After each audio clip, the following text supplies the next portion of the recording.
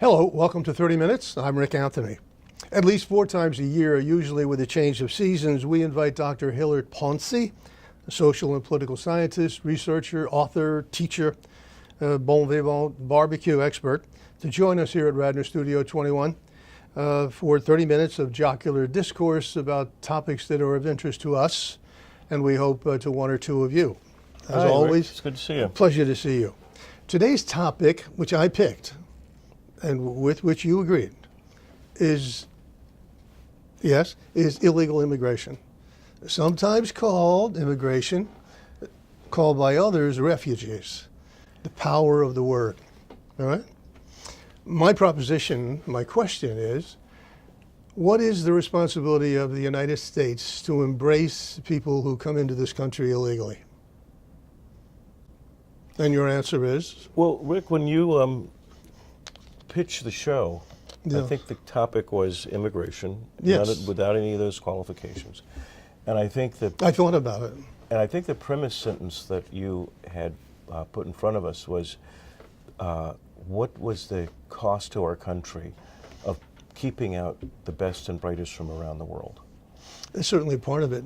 Well, that's what I thought. Okay, we were well, gonna if that's talk what about. you're prepared to talk about, we'll get to your part first. Yeah. And you know, there's I've thought about this for quite a while, and it struck me that this one had a pretty clear answer. Yes, You don't want to keep out the best and brightest from your country.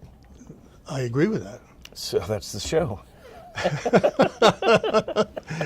I agree with that as long as there is a process, a procedure for legal entry into the country. Yeah, that's it's always about the details, and to cut to the nub, there isn't, at least I suspect for purposes of your show, much to discuss when it comes to whom should you let in through the front door. And in the American case, we have quite an interesting front door. We are separated from the rest of the world by 2 large oceans. Only Canada and Mexico have a continuous border with us. And the difference between our northern border and our southern border is that there's very little income difference, very little level of development difference between our country and its northern neighbor. There is a difference between our country and its southern neighbor. And there was political scientists from Egypt, Nazli Shukri, who had this coinage called lateral pressure. It sounds all very fancy, but it was her way of saying, look, when water is introduced to an environment, it seeks its own level. And you can bet your bottom dollar on that. And her theory was that people operate the same way. That if you put 2 groups of people near each other and you make a big difference between them, you induce a pressure. Now, unlike water, you can introduce walls and other barriers to try to keep the difference in level for the 2 people. But it's going to be hard. It's going to be a pressure. It's going to be something you have to calculate about. And that's the essence of the American immigration problem, if you cut to the chase, because the rest of it isn't that big a deal. I mean, when it comes to refugees, usually we are a society with a heart of gold, and if you can vet people, I haven't discovered a serious debate about doing that. If somebody worked for us in a theater of war, and after it was over, it'd be hard for them to stay where they were. I think most people would say, they can let those people come into our country. The only issue is if people who want to do harm to this country want to come here, and we say no. I don't think many people have an argument with that. So the real issue is, what are you doing about this southern border? And it's an economic problem primarily. There are other issues, but the efficient way of discussing it is there's lateral pressure from our southern border because there are great differences between the level of development between the 2 It's societies. an interesting, scientific metaphor to understand. I beg your pardon, the imbalance that you're talking about. I understand that, but that doesn't get to the chase of it. Let me go back to my question, because I think it's germane. Well, what is the responsibility of this country to embrace whoever comes into this country from wherever, illegally? And you seem to be not dismissing, but minimizing the importance of the northern border. But as you know, the bad people are coming into the northern border as well. Wait a second, Rick. What bad? Let's not. The real for me anyway. It's called public policy. Yes. There are variables you can look at and consequences and causes, all that stuff. That's stuff that I'd like to do. And then there's the arena of political discourse and gains to be made and advances to be achieved if you're political. But those two overlap because we have not had a debate on public policy at the political level on what should be done to correct the problems. But there's been quite a lot of volatile discussion. But not honest debate. No, I agree. It's been from both extremes. That's a good point. That's a good point. So let's then take the high ground. All right. And since we would like to see public policy applied, so when you use the Cavalier term, the bad people from up north. No. I didn't say from up north. I said they're coming in from the north. See, and there is a difference. Yeah. Okay. Well, but here's what's the expression? The dog whistle I'm hearing. They're coming. This is the way Trump talks. So let's not do that. Be specific. Who are you worried about coming from across the border? Jihadists, drug pushers, the cartel. If they're blocked in our southern border, there's evidence. You can chuckle if you wish, but there is evidence they're coming into the northern border because it's so porous. It's easy. It's much easier than the southern border. No. I'm going to have a little bit of fun because there's only a little bit. I can only take a little bit. First of all, it's a very serious subject, but secondly, there's a certain level of absurdity to some of this, and I've shared this anecdote with you. I don't know if I've ever done it on campus. I mean on camera, because real people are involved. But I'm going to take a risk that the people I'm about to poke fun at are not watching your show. There you go again. Have you had any Nielsen ratings lately? Yes. I had a maybe instead of 4 times a year, it'll be 3 times a year. We'll skip a season. I'm sure I'll have my agent work out a deal with you. Right. So I have there's a family friend we have, and he's a bit of a chatty type. You know, one of these guys at the Thanksgiving dinner who's got to make everybody listen to him. And he's going on and on about the immigration thing. And as we've just, we've rarely done something here. We've agreed. It's both a serious subject and it's a political hot potato, and it's often used to score points for other reasons. And so, if it's a really good Thanksgiving meal, I am not interested in that kind of stuff. So I'll chew on the food in front of me and all that. And this character is going on and on and on. And as he's launching forth about how we've got to keep, they're coming, you got to keep them out. His lovely wife, who is not from this country, she's an immigrant, is walking back and forth. Would you like more potato? Would you like more? And I look up and I just marvel at that ability. I don't know what it takes to have your life be based on having your lawn person be in it. He was arguing against immigration? He's against immigration. All immigration. I'm certainly not taking that position. Well, that's why I think some of this can be absurd. But yeah, his lawn guy is not from these parts. His legal marital partner is not from these parts. And yet politically, he is foursquare against immigration. And what's the point of even bringing that into the discussion? I'm not against immigration. I am against illegal immigration. Yeah, but I'm pointing out that there's a kind of absurdity to these arguments. That's I went a long way around to do it, and I admit it. And the absurdity that the jihadists, the drug cartels, and some other category come into us from Canada. Those are absurd issues? Yes, and I'll tell you why. I'm surprised that you would even go there. If I'm a serious drug cartel guy, right? Yes. Serious one, right? And I've figured out that I've got to bypass the Mexican border and go all the way into Canada and then where I'll be able to slip in my drugs. I didn't say that. Can I finish? You said drug cartels in Canada. Yeah, are Right. coming in through Yeah, Canada, right. as they are from... Okay, I'm just trying to be nice to you, but it's an absurdity. You just seem It's so an dismissive about our northern border. Well, there is a northern border. Yes, but which the is real, porous but the and real, is therefore a but risk. the reason it's porous, Rick, is because the basic premise is lateral pressure. You can always find anomalies. Excuse me, what you're saying. Rick, I would actually like to finish a thought. You get to establish a premise. I would like to actually finish a thought. Finish. The premise is that you can always find anomalies, exceptions, that anecdote, right? You can probably find a jihadist, a drug smuggler.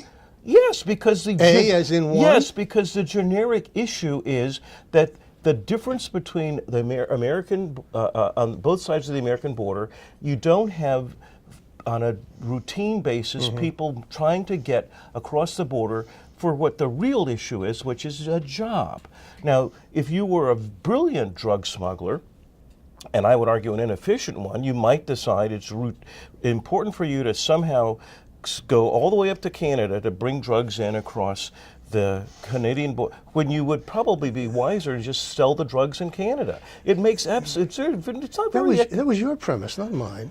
But I'm pointing that out instead that of coming from the south, they're going around to the north. I didn't say You that. said the drug smuggle cartels from Canada. There are no drug smuggling cartels in Canada. I said drugs are coming in from Canada.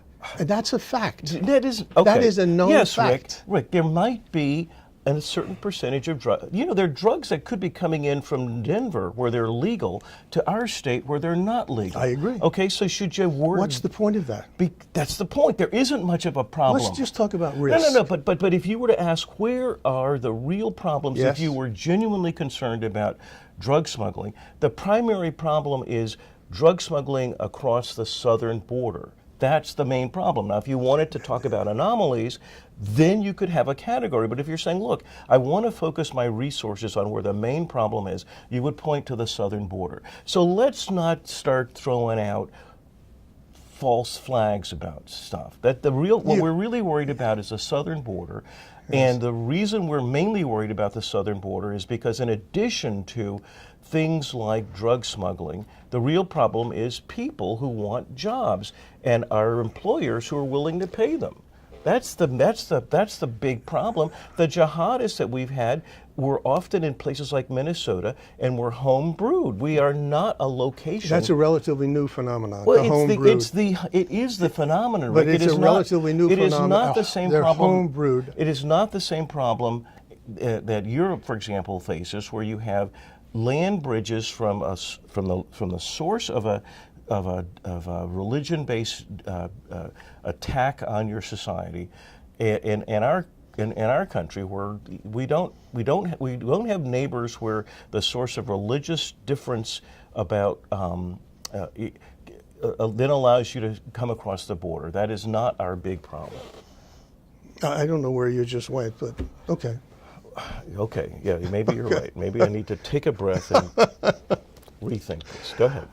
You seem to be in either ignorant of or in denial of the data, and I know that couldn't be the case because you're a student of all of this. I know you are.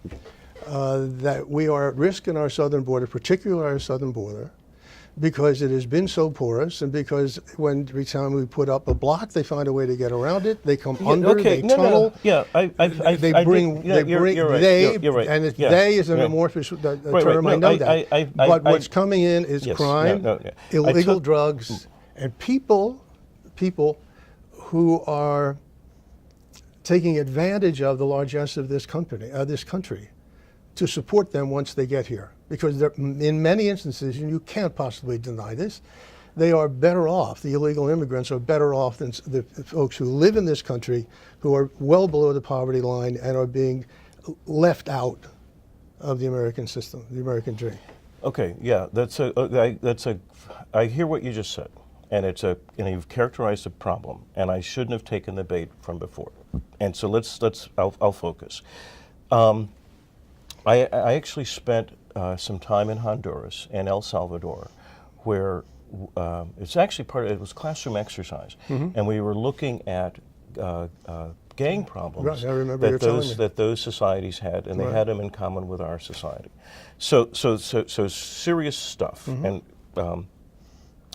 the issues, the conclusions that I came to were pretty much in line with the comments we made at the intro to the show, that the main issue is a lateral pressure produced by some kind of difference. Right. In this case, the earnings I can make as an individual if I'm south of the border versus the earnings I can make north of the border.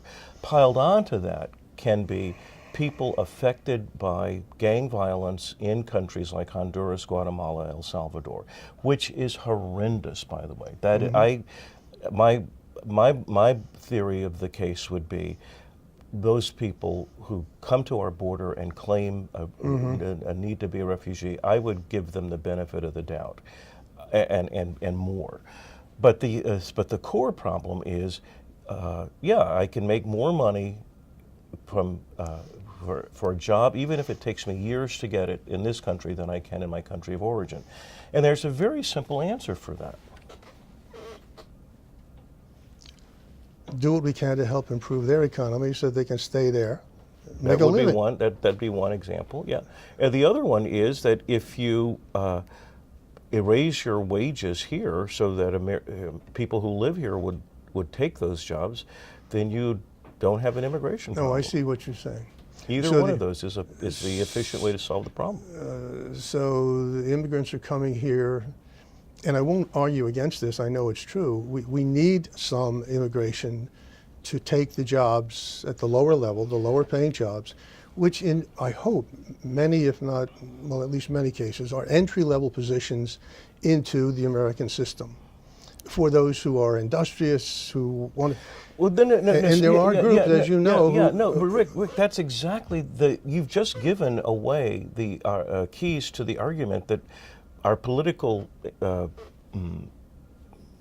friends would like to have. If you said, look, let's be rational about this. We have certain jobs that are low wage, right. and they're and the majority of Americans feel those jobs are not suitable for them. So if we said, look, if you, a foreign person, would like to come and take that job, we will welcome you, and we will put you on a pathway to a better life for yourself and your family. That's a rational thing to do, and it would work. But the problem is that if you've decided you need to have if you've decided, like a friend of our family, that you have to have a problem with immigration, then you would not want to do that, even though in de facto terms that is exactly what, at least parts of it, that we're doing. The question is just to rationalize and say, yeah, this is what we're doing, and go forth and do it. That's one solution. Or work as best we can to make the economies on both sides of that border as strong and equal as possible. That's the other way to do it. Demand or supply. Pick one and operate on it. I don't think you're saying that this lateral pressure, is that the phrase? Lateral pressure. Although it may explain, it doesn't excuse breaking the law. No, it doesn't. What the issue is, I think it takes two to break the law. I could be wrong, but let's explore that. Right. All right. To break the law, you got to have the criminal, right? They got to do something that's illegal. They got to know it's illegal in some sense, but they got to do that. But you also have to have a law and, Yes. and a capacity to carry out the law. So let's pretend Sure. it takes two. Well, in that metaphor, the criminal is the character who wants a job and comes and tries to operate in a rational way to go get a better job, be industrious, all the virtues that you just outlined, which is why I have problems when the president characterizes them as, and some of them, the they thing, because most of these people are in classic historic form looking for a better life.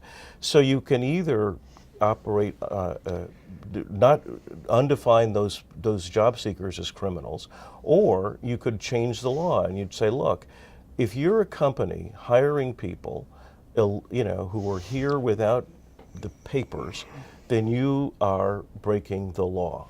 And so you either say it will no longer be the law that you can't hire those people, or you can't do that. That's it. It's a simple. Now you've developed, you postulated a system that would with be controls. With limits. Who decides, wait a minute, this is where we cut it off. We'll only allow X number of all of those masses who have a desire, who dream of coming into this country for a better living. Where do you cut it off? And if you try to cut it off, they're going to find a way to come in, and we're right back where we started again. Well, it does come back to my original question. What responsibility do we, a lifeboat in an ocean of wreckage, what obligation do we have to take in all of these people in our lifeboat without risking the boat going down? Because we don't have the infrastructure, we are a poor country. I know everybody says we're a rich country. We're in debt up to here. Yeah, you had me until you got to the lifeboat part.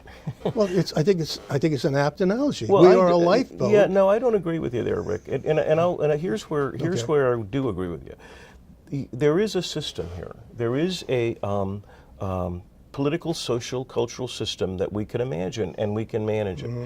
And if you said, look, people who want to work and people who want to hire people to work, let's. That was the old way through Ellis Island, and it's a fine way. They had to have a sponsor, it's a fine way. A job. It's a fine way. It's a fine way. So if you in a market like that, you would have regulations. And so if you say, look, how many people do we need to pick the lettuce or whatever the jobs are, and that's the number we get, and. And we deny entry to all the others?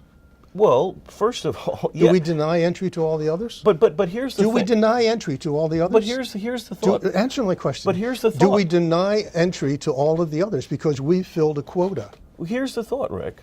Here's the thought. How did we do this 100 years ago?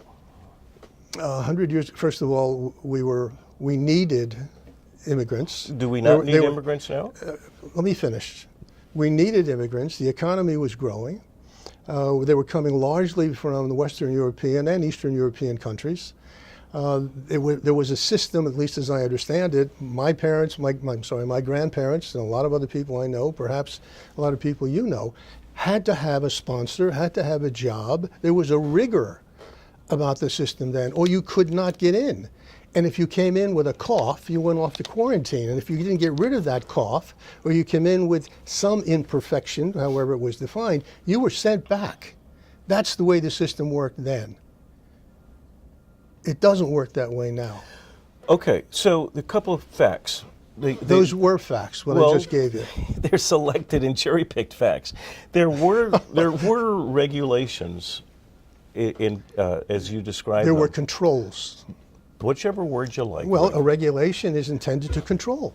You want control? I prefer control. You got control. Thank you. There were controls, but and this is not my turf, so I'm not going to be as precise as I would like to be. But let's call that the modern American immigration system. Which one? The one I described? The controls you described. But they don't exist anymore. No. But the theory of them still exists. The idea that this is the way immigration in America should work. There should be controls. Yes, that's okay. Right. All right. But before that system emerged, there were no controls, in fact. There was unregulated entry into the United States. Do you know where the idea that we should have controls for immigration comes from? Tell me. Well, after a while, these new immigrants attained citizenship and began expressing and making demands. And the nativists, as they were called, were upset about it. In fact, this is the famous thing, the Know Nothing Party. And they knew one thing, which was, I don't like this newfangled stuff. And that's when we put in the controls. Okay. And we've often done that. And I used to know this stuff. There have been a series of refinements on these controls. And the essential sequence is, bottom line, we need people. America needs people. We get people. The people come in and start acting like Americans. And there's buyer remorse. because the political and social consequences of immigration is what it's really all about. And once we absorb a wave of migration, the political and social consequences become manifest, and there's a political reaction. And so the first turn of the screw is we got to have better controls. First one was controls, then better controls. And but the real engine driving this thing is, I don't like these new people running around in my country doing stuff, telling me stuff, making me share stuff. And so it's a cycle. And right now, the legal way of getting into this country means you pretty much got to be middle class, have a great job, and just walk right in and contribute. And actually, it's not a bad idea. We need the best minds in the world. We have a system for getting them. The problem is that at the one tier of our economy, that's things designed and working pretty well. It's the second or third even tier of the economy where it isn't. But the same dynamic that we used to see is still going on. So you've had another turn of the screw, another wave of immigration, and a consequence of our previous policies, up to the point that the president that we just had was, the country's first African-American president. And so the dynamic that has governed in our country is still going on. And so it's sort of like you get the social and political consequences of previous, settlements, economic immigration settlements, and you get buyer's remorse. Like, I don't like this stuff. And it's a hazy, crazy way of, having your country operate, but it's pretty much that's it. I'm not sure that in recent times, and I'm talking about just the last 10 to 15 years, is quite as linear or as sequential as you just described. Pick a nice word. Okay. There have been some serious disruptors along the way. Once again, initially, immigration was coming from Europe. That is no longer the case. I don't think anybody who's paying attention in this country, and certainly this is one of your areas, I think we've all generally accepted that in at least one or two generations, Latinos will be the predominant element of our culture in this country. That has to be accepted. It is what it is. I think most people, if they're paying attention to the demographics and the numbers, will understand that blacks in this country are taking positions of prominence and will become more important in our social system and our political system and so on. We'll have the opportunities to make more contributions than they have in the past. All of that dynamic is new to us. That's relatively new. And it's causing an enormous amount of stress. And in the midst of all that, we now have criminals, not just because they're breaking the laws, but because they were criminals when in the countries from which they are coming. They've killed people. They torture people. They're brutes. They're barbarians. No country should want them, and we're ending up with them because they come in with the good people. This show has been a colossal failure. Well, maybe from your standpoint, No. but I've enjoyed it. No. Here's why, and you're not going to like this. Best I can tell, when I tell people I'm going on your show,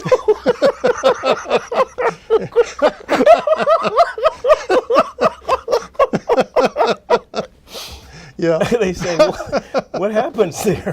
And I say, well, we have a really great time. Yeah, we do. But the bottom line is we never can agree. That's right out. Mm-hmm. We've always got to figure out a way to get that thing screwed up, especially by the end. And we failed because we agreed? Failed miserably. I'm really worried about this. I'd have to go back over this and find those nuggets of agreement. We got to figure out. But I think I can save it. I think I can save it. Okay, you get the last word. Yeah, I think there's. You had me with that whole. We're a great society. We can take in different kinds of people and make the adjustment and all that stuff. And that part I actually happen to agree with, and I think for the most part it does work. But that's what's the expression? A bit Pollyanna, a little vanilla, because the other side of America is that no, it's not. It doesn't turn out like that. People aren't always comfortable with change once it's seriously, I agree with you. seriously manifest. So, as I think more accurately depicted, there's, As you more accurately depicted? yeah, the metaphors. Was I out of the room? Well, you went with a linear thing of, hey, everybody's going to get along together, and I said, well, it's kind of. No, I didn't say that at all. Well, let's. Are you sure we're in the same conversation? Are you sure we're in the same conversation? Am I being allowed to finish up a thought here? You are indeed. Thank you. No. And the thing where you're seriously went off the tracks is this business about, and they're rapists and they're murderers Yes. or whatever. Yes. The most of the people who are coming here Yes. trying to get away from rapists. I don't and murder- disagree with Can I most of the finish? people. Can Most I of- finish? I actually saw them. I talked to them. And here's you want to hear the kicker? Do I have to listen? I think you might want to hear All right, this one, Big go Boy. ahead. These gangs, MS-18, MS-13. 13. Yeah, where do they come from? Honduras and so on. Not really. Well, you would know. You've been there. Oh, well, I actually read stuff about it too. Where- They come from Koreatown in Los Angeles. They come from? Koreatown. Or they were planted there? No, they started there. The MS-13 is the name of a street. I can't do Spanish, but MS is something in Spanish. Yes. But it's their street gangs from L.A. When the El Salvadoran Civil War busted out, and serious refugees came from that, the kids of the refugees became American. Okay. And to be American and have no money means you gotta be in a gang. Right. You gotta Right. do things to your hair. You gotta get we're the source of problems for the rest of the world. And so as these gangs got Whose show is this? I don't know, Rick. I hope you have an answer. As these gangs became involved in the American criminal justice system, Yes. their legal status became known to the authorities. We shipped them down to their country of origin, and Yes. that's where they had the advantage. They were hip happening American kids. They had been wild schooled. That's an interesting bit of history, but it's an so amazing- what? What does it matter where I'm they sorry, originated? Rick, I'm sorry. They are being reinforced by people who are coming into this country, and their numbers I are feel like spreading. throwing my arms open to the 5 people watching your show and say, "Can you believe this guy?" Rick, the problem is that if you're trying to make a claim for political purposes, they're bringing that rapist and I didn't say no. I can't excuse you because you're putting words in my mouth. But I'm And also I can't- trying. I can't- I'm also trying. No. I can't let you do trying to that. also You establish. said for political purposes. I did not say for political purposes. I don't care what you think your purpose No, but is. you said political purposes, so Yes. you're showing bias. I am showing you In what your the facts responses. are. If anybody wanted to say they're bringing the rapists and the murderers, it should be the countries of Central America, because we, through the people that caused them major disruptions, they came from here. Okay? This And has so- been an absolutely wonderful exhibition of sophistry on your part. I think it's been a good show too. It's been a good show, but it's how you've been able to twist. You know, this is I could You're even cause you better- You're getting better than you I used could to cause be. you difficulty and email you as we speak of some material that would- shows you. I'm literally quoting I would welcome it. the work of political I analysts. would welcome it. It's amazing stuff, and you wonder how do our I would welcome politicians it. get away with this I stuff? would welcome- It's a different world than you imagine. That's a whole isn't other. it? The whole. Well, you we- wanted we- immigration. You no, got wait a minute. immigration. We have not talked about There the you go. political aspects of Well, it, and that's another story. well, whatever- And I probably would agree with most of your Oh, objections. that's too bad, because we can't have agreement. I think it's time to go. Okay, Rick, it's your always- show. It's been. I was about to say it's been a privilege. I won't say that. It's been a pleasure, as always. Try to be honest. And we're consistent. Yes, I don't know yes. how we agreed, where we No, agreed, but we ended up looking like we didn't agree. As long as we part friends, Yes. that's all that that part matters. too. Yes, Yeah, yes, yeah. that's important. Okay. That's important. My guest today has been it's been Dr. Hilliard Pouncy, my friend, with whom I seldom agree on anything. But if he found some agreement, I don't know where there was. Until next time, this is 30 Minutes. I am Rick Anthony. Take very good care of yourselves.